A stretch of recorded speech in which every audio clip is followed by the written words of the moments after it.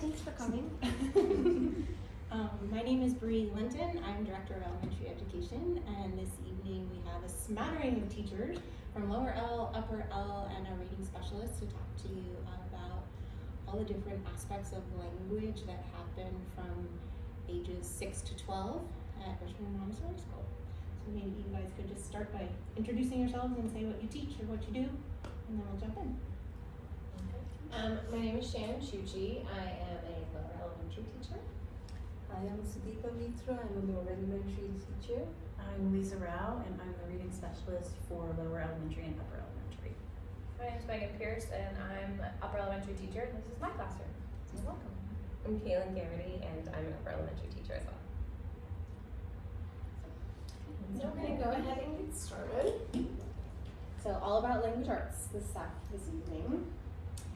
We're going to start by talking about word study and spelling or word sorts, and you'll hear word study used a little differently between lower and upper elementary. We use a system called Words Their Way, and it sorts words by their features. So using the features you learned in their spelling homework to spell unfamiliar with similar features in all curriculum areas. So words that they receive when you get their homework may look really simple, but they're being used for students to learn certain features that can be applied to larger vocabulary words. And then our word study, which is, we use it in a different way than Upper L does, but it's used to build vocabulary by studying language conventions, from punctuation to mechanics to classification of vocabulary, such as homophones, antonyms, prefixes, and suffixes, and a whole slew of other things. But here's one student working on a homophone sort, and then here's a compound word sort, so very hands-on work, and then they also record these in journals. And then this also ties into our reading, but this is it's called the Washika the Washika reading program, and this is the spelling portion of it. So these are our rainbow drawers, and they are leveled drawers by color that focus on similar features that they are learning in their Words Their Way and spelling homework. And in cultural studies, this is an example of one of the sorts. So it's got ink is the feature being used here. They match the pictures, they read the words, and then there's some packets you'll see over here where they are working more intensively with these patterns. And then in our cultural studies, we have, these are called our biome readers, and they're leveled in the same rainbow order using the same features. So say they're on the red drawers, they can go to the cultural section and get out red biome readers that have the same features that are accessible to them.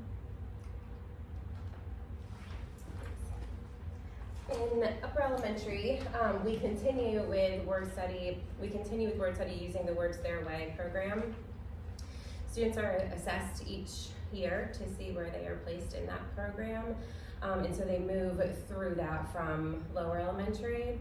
The younger students may still have some words that seem pretty straightforward, but the goal is to be able to decode words, find their patterns within syllables, and then eventually we'll move through things like prefixes, suffixes, homophones, homonyms, things like that through the Words Their Way program, and then eventually into etymology, where they're looking at those Greek, Latin, Anglo-Saxon roots to be able to determine meaning, which goes into our study of vocabulary through word study.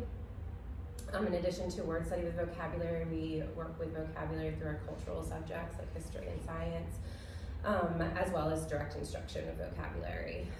For our older students or our more advanced students, they have word part work, and so that's looking at different just parts of the words. So their whole work might be, there's an example over there, just looking at the word part of jet. So they're adding prefixes, suffixes on there. So reject, rejection, and being able to part and parcel each part of the word out.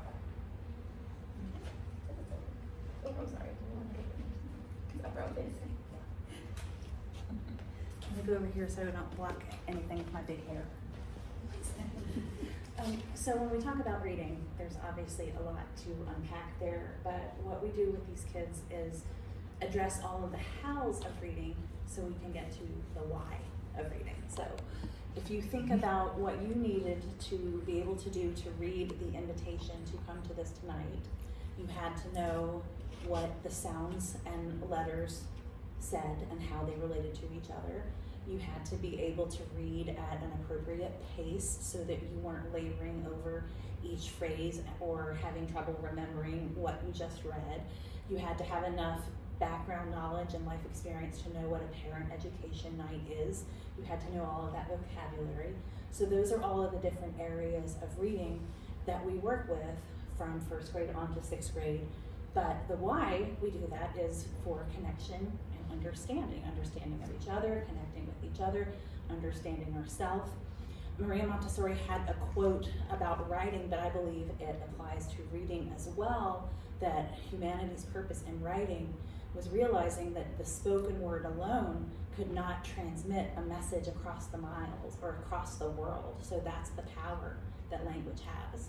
So if you see here with each kiddo, when they come to us, they are assessed a couple of times a year because we want to hit them in that sweet spot, that proximal zone of development where they're being challenged enough and learning new things that they can apply, but also not at the point where they are frustrated.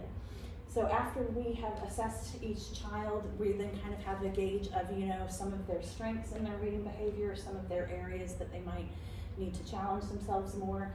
And based on that, they have direct instruction with their classroom teachers, they have direct instruction with me. Sometimes it's small group, sometimes it's larger group, and it goes through the entire spectrum. If you see my friend here, she is working on the actual sounds in the word ask and isolating those. And so then we have that. We have another, this is a child who's now third year, but this is a few years ago when she was still working on differentiating between vowels and consonants.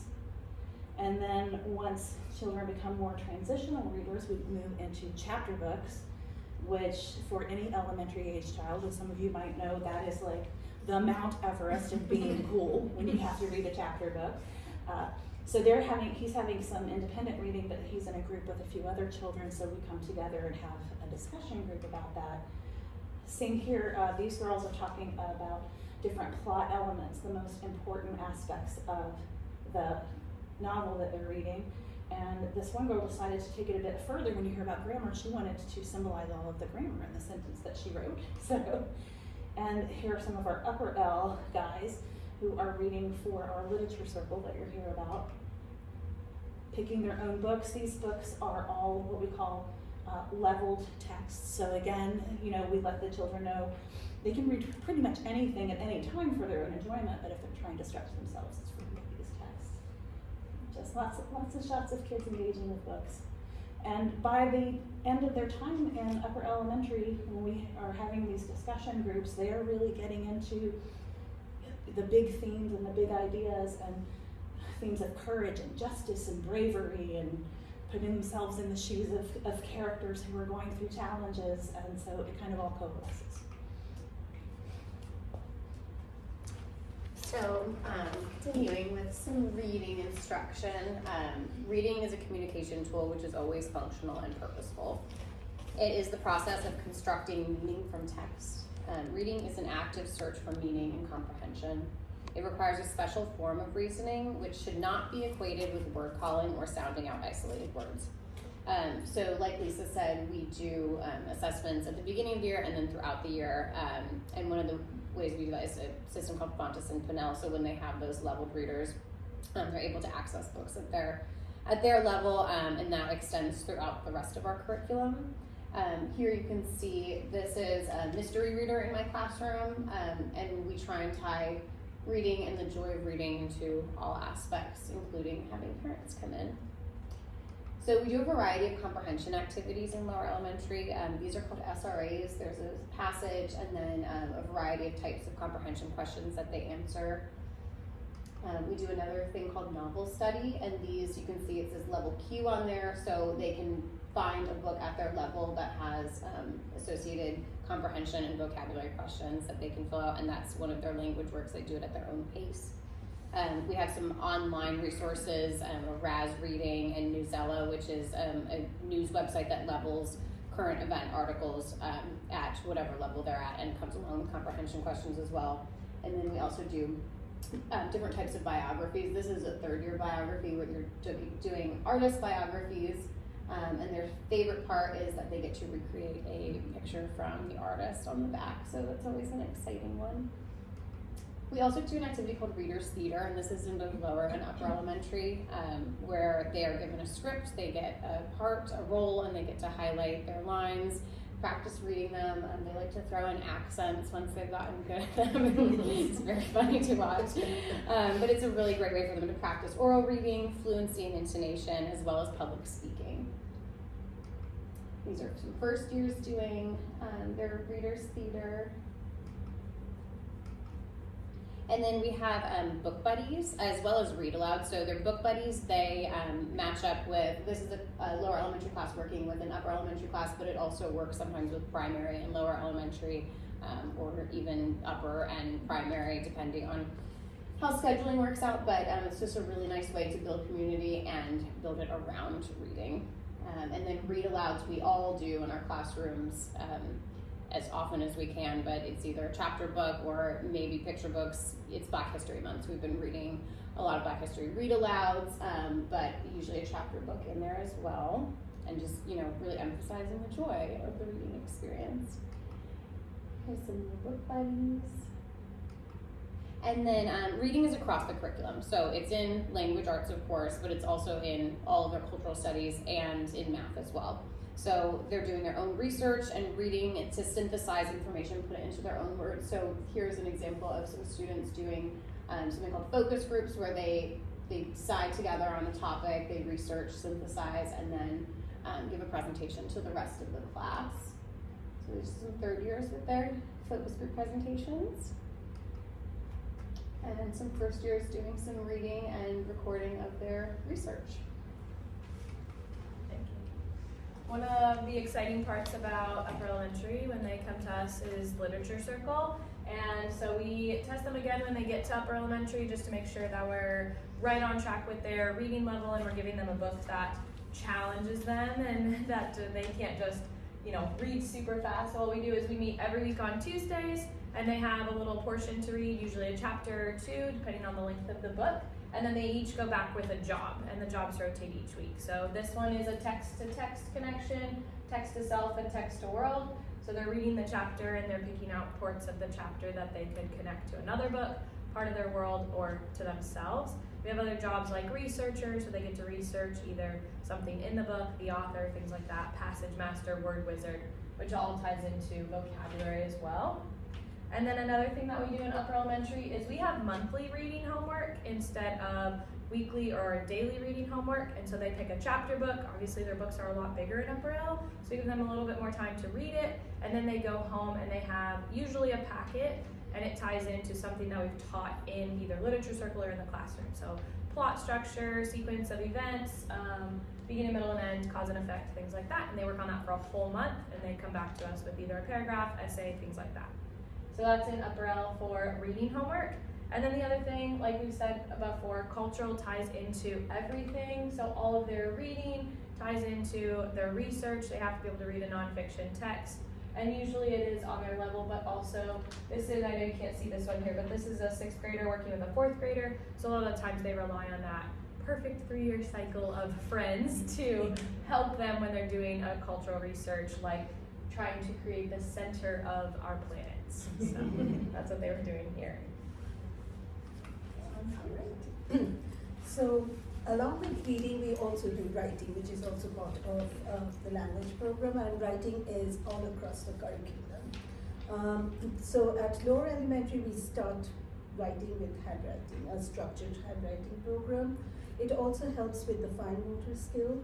We practice cursive handwriting, and the reason for doing cursive, because it's very difficult to reverse the letters like B and D, P and Q's, those.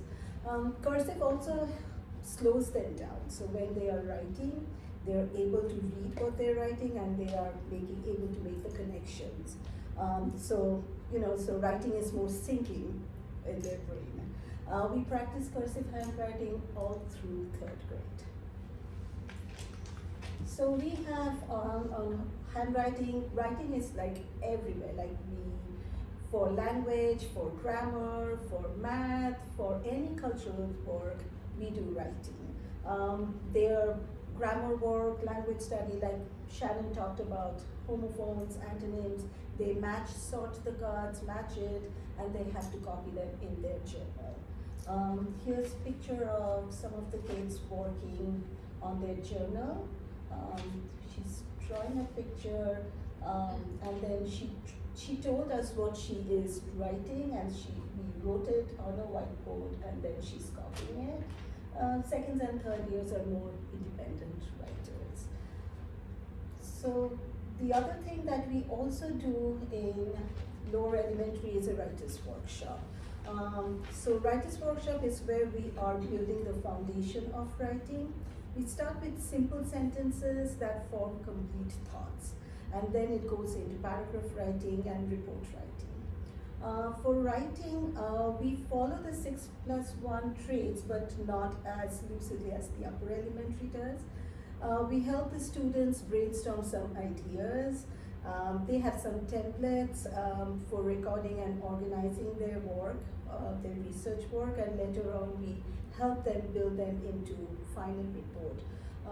We had some samples at the back. The first years kind of model what we write, and then we make that writing. Again, second and third years are more independently working on their reports and writing part. This is some writers workshop program going on in lower elementary. So same thing in upper elementary, we continue with writer's workshop, those 6+1 traits. And it does look different between the 4th, 5th, and 6th graders. It just depends on where they are as a writer. But we do a lot of things like peer editing. So this is a group that started with just a brainstorm of ideas in their journal. Then they pulled out a page to kind of outline what their flow would look like of a story. We actually all got to vote on, they gave us 3 topics from their big huge list of ideas to write on, and then the rest of the group voted. So they didn't get to pick what they wrote. They just got to give us their 3 favorite ones, and then we picked. So this was one of those brainstorming sessions, and then they're getting to peer edit. So we use different things, but then we continue with the 6+1 traits, which lends itself obviously into cultural and into expert. So this is another peer editing session, getting help from a student who's a grade above. This is a cultural works right now that they are creating their own planet. So you can see kind of brainstorm page into rough draft, they'll get peer edited, and then move into final draft phase before we publish.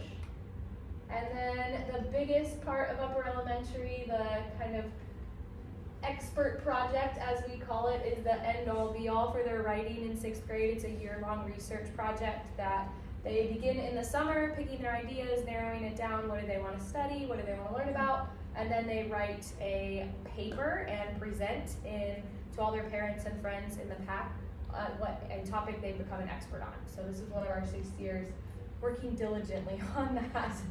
And then one last piece of writing that we do in upper elementary, where a lot of our pictures actually have come from, is our weekly blogger. And so we have a weekly blogger every week who gets to use the iPad, take pictures of students doing works, and then they also culminate that with writing a paragraph. They have to have a main topic sentence, and then they have to have supporting details of what the class did through the week, all different levels, different students, and things like that. And this is to... Can I just ask a quick question? Absolutely. What does 6+1 refer to? So there's 6 writing traits, and then there's an extra one, which is publication or presentation.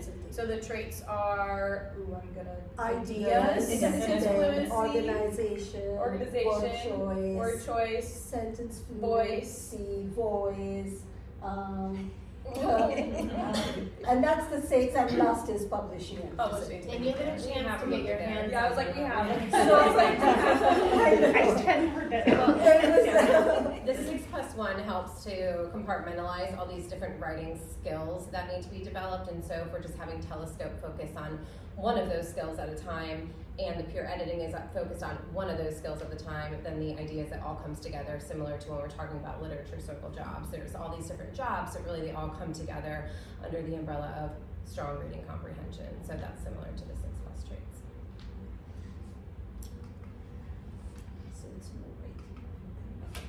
So we teach grammar in lower elementary, and so grammar is more concrete. in Lower Elementary. So we use a box called Washika grammar dryers, where they can classify the 9 parts of speech. Like any other Montessori material, these materials the grammar material also help children to experience the concepts. Grammar boxes are all sets of color-coded cards. You can see all those colors. And each showcase one particular part of speech. Like the black one is noun, the dark blue is adjective, red is grammar, preposition is green. Red is verb. Verb, I'm sorry. They're all, thank you. Yeah, that's grammar, right. And they also have symbols. So you see a child is also symbolizing as they're writing. And the symbols and the colors allow for quick and easy sorting and classifying the words. And again, at Lower Elementary, we use simple phrases and simple sentences. It's a little advanced grammar work in Lower Elementary. They're using pronoun here. Another extension of grammar is sentence analysis. So this is a little complex work, so we don't teach sentence analysis to the first years. This is more a second and a third year work. When children have their basic parts of speech knowledge in grammar, then we introduce sentence analysis where they are able to analyze and comprehend the relationship between words and phrases forming the sentences. Again, you see this is a very interactive material. It is color-coded with geometric shapes and arrows that show different parts of speech in language. Okay, over to you. All right, so for upper elementary with grammar, it looks structurally the same, but it is at a much more advanced level. And so we do stay very concrete through a lot of grammar all through 4th, 5th, and 6th grade. The students, you'll see with one of the activities over there for upper elementary activity, students are still required to symbolize, and so that's using the shapes to identify, like red is the verb. Maria Montessori was a genius in the math, in a lot of things, but the math material, and then also with math material, with having the colors and the number coordination there. But with grammar, it's very similar. So one of my favorite things is when one of my upper L students realizes that not everybody in the world thinks of the verb as a red circle. But it's a really wonderful moment, because you're like, that has just burned into your brain that an adjective is a dark blue triangle, and there's stories to go along with that help them remember why the noun is a black triangle. It's a strong structure, the oldest color of carbon, things like that. So we continue with the different parts of speech, but we go into more of an advanced study. So whereas they're learning what a noun is, what an adjective is, and classifying and sorting in lower elementary, we then start talking about different types of nouns, different types of adjectives, different types of prepositions, which then all leads to our sentence analysis. So once we've been able to identify the different types of adverbs, the different types of prepositions, we're able to then turn those into adverbial modifiers within our sentence analysis. And we use this also for a sentence analysis. And so we start looking at the sentence as the verb, but then it moves into the function of the sentence, which is the predicate. So that's what that red circle is there, and that's that action in the sentence, and the arrows are the energy that comes out. And so you're gonna have your subject to the left, and then to the right, that would be the direct object. And then it gets more advanced, and you'll see those orange are gonna be those adverbial modifiers. So no longer are we just looking at a preposition, we're looking at the prepositional phrase as adding more information in as terms of manner, how, why, and that turns into an adverbial. The upper L grammar is then very much used to support the writing, to be able to have strong writing. With that, we also have, and you'll see in our example over there, studying the sentences by purpose, sentences by structure, and all of that obviously lends its hand to well-constructed sentences, paragraphs, essays, and so on. There's something else I was going to mention about that. But yeah, it's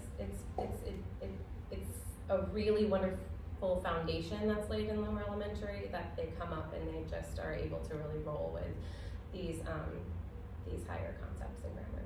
So. Alright, so around the room, there's different activities and examples of the things that we discussed.